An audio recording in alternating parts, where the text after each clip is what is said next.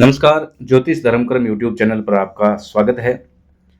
साथियों, एक बात कभी-कभी ज़हन में आती है, जब लोग कुंडली विश्लेषण के लिए कॉल करते हैं या मैसेज करते हैं कुंडली विश्लेषण के लिए, तो उनका एक कॉमन क्वेश्चंस रहता है और वो ये है कि हमें फैमिली से प्रॉब्लम मिल रही है, फैमिली मेंबर्स से तनाव मिल रहा है, परिवार के सदस्यों से दुःख मिल रहा है। ऐसी बातें वो सुनने को मिलती है। तो इसमें क्या होता है कि कई सारी चीज़ें काम करती है। इसमें दैनिक दिनचर्या, खुद का व्यवहार, व्यक्तित्व, वाणी सब कुछ है, लेकिन इन सब से परे एक चीज़ है। देखो, ये तो हर कोई व्यक्ति संतुलित कर लेता है, बोलना सीख जाता है, सुनना सीख जाता है, कहना मान लेता है, लेकिन जब बात बिगड़ जाए, समझदार भी परेशानी परेशानी में डालने वाली हरकतें करे, बोले-चाले, या जो जी-जान लुटा देने वाले हैं, उनका व्यवहार भी बदल जाता है, या यहाँ तक कि लोगों से मैंने ये सुना है कि जीवन नर्क बन जाता है।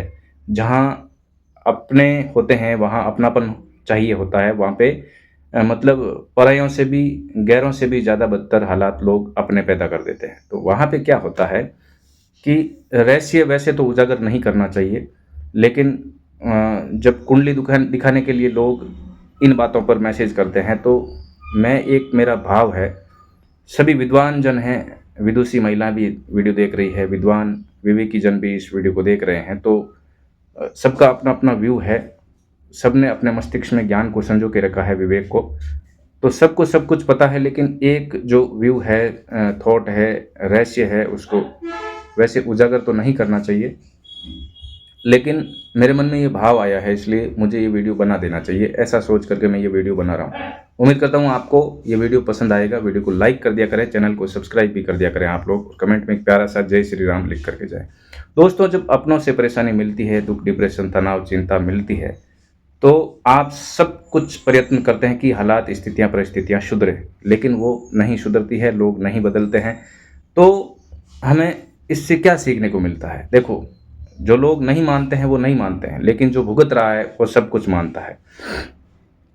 कुंडली के अंदर जब हम देखते हैं, तो जिस भाव पर क्रूर, जैसे शनि हो गया, राहु केतु हो गया, कभी कभी मंगल हो गया, सूर्य भी कभी कभी, या कोई मार्क होकर के या नीचस्थ होकर के, वो जिस भाव में वो क्रूर ग्रह बैठ गया है, जो नेगेटिव फल दे रहा है, उस ग्रह से रिलेटेड लोग, जैसे कि चतुर्थ भाव में है तो माँ से, है ना, पिता के भाव से, सुपिता से, थर्ड हाउस में अगर कोई क्रूर ग्रह या उसकी दृष्टि पड़ रही है, तो छोटे भाई बहनों से वो इस तरीके से आपके माहौल को खराब कर देगा कि आपने कभी भविष्य सपने में भी नहीं सोचा होगा कि ऐसे बदतर हालात भी पैदा कर सकते हैं अपने।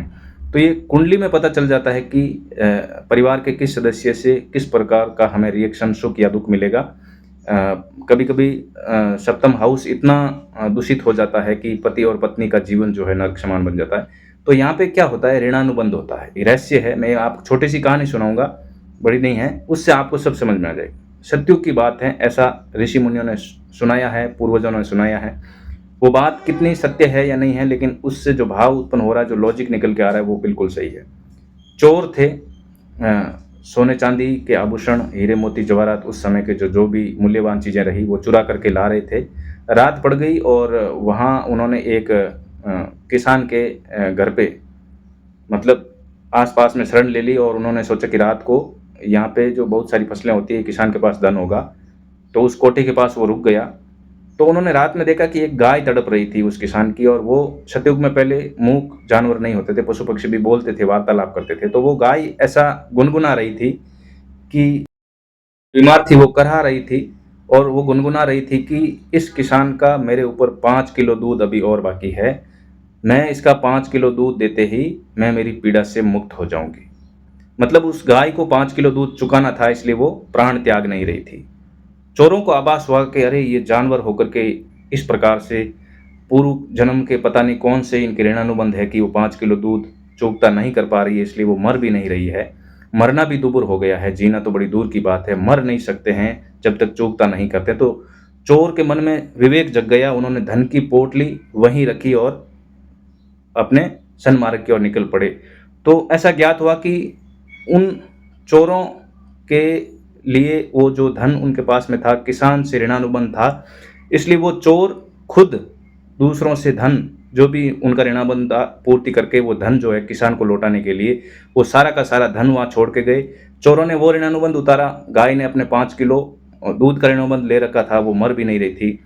पता नहीं क्या है इसके पीछे, लेकिन आप समझ गए होंगे कि जो कुछ भी है वो ऋणानुबंध है, ये माया का चक्र है, इसमें चूकता करना पड़ता है। जब सुख आता है तो व्यक्ति इतना अंधा हो जाता है कि वो बोलने का ढंग नहीं रखता, न व्यवहार करने का ढंग रखता है, वो अपने लिए ऋण बढ़ाता रहता है लोगों से टर्म्स व्यवहार कर करके। तो हमारे लिए जो व्यवहार बन गए हैं ऐसे, जिन्हें हमें चूकता करना होता है, तो कुछ लोग जो समझाने से नहीं समझते या परेशानी का ही कारण बनते हैं, उसका पता हम कुंडली से लगा सकते हैं। कुंडली में पता चल जाता है कि किन के साथ क्या ऋणानुबंध है, कौन सा ग्रह किस प्रकार से खराब कर रहा है, तो किस प्रकार से वो व्यक्ति उनके लिए चूकता कर सकता है। वो ऐसे उपाय भी है जिससे व्यक्ति इन हालातों से भी जल्दी से जल्दी मुक्त हो सकता है। लेकिन शर्त यह है कि जो चीज़ें हैं या तो आप उसको रो के चुकाओ या खुशी खुशी चुकाओ। अब चुकाने में भी क्या है, एक तो भोगना होता है, भोगने में भी भोगना नहीं लगे इस प्रकार से चुकाना। कुंडली से कैसे पता कर सकते हैं? जब हम कुंडली विश्लेषण करते हैं तो भाव अनुसार, भाव पर जो ग्रह है, ग्रह की स्थिति है, दृष्टि है, उस अनुसार व्यक्ति पता कर सकता है। इसलिए दुखी नहीं होना चाहिए, पता करना चाहिए कि इस व्यक्ति के साथ मेरा किस प्रकार से बर्ताव है, क्या ऋणानुबंध हो सकते हैं, उस अनुसार या कुंडली के अनुसार अपने ऋणानुबंध खुशी खुशी चूकता करना चाहिए। उसके बाद में उस व्यक्ति के साथ आपका टर्म्स बहुत अच्छा बनेगा। इसलिए जो सबसे पहले तो प्रथम दृष्टया मैं ये नहीं कहता कि सब कुछ सहन करना जरूरी है, आपको वो सारे प्रयत्न करने चाहिए, व्यवहारिक, मनोवैज्ञानिक, कार्मिक, जिससे हालात सुधर सके। लेकिन सब कुछ करने के बावजूद भी हालात नहीं सुधरे तो हमें रहस्यात्मक चीजों का सहारा लेना चाहिए और वहां पे दान, पुण्य, धर्म, कर्म या ज्योतिष अनुसार उपाय सब कुछ करके अपने ऋणानुबंध को खुशी खुशी चूकता करना चाहिए। मैं बुध का गोचर पलटने वाला है उसकी वीडियो लेके आ रहा हूं। क्या आप सभी को इंतजार है उस वीडियो का? तो कमेंट करके बताना। आपको वीडियो कैसे लगते हैं जरूर बताना। नमस्कार, मिलते हैं प्यारे दोस्तों अगली वीडियो में। तब तक के लिए जय श्री राम।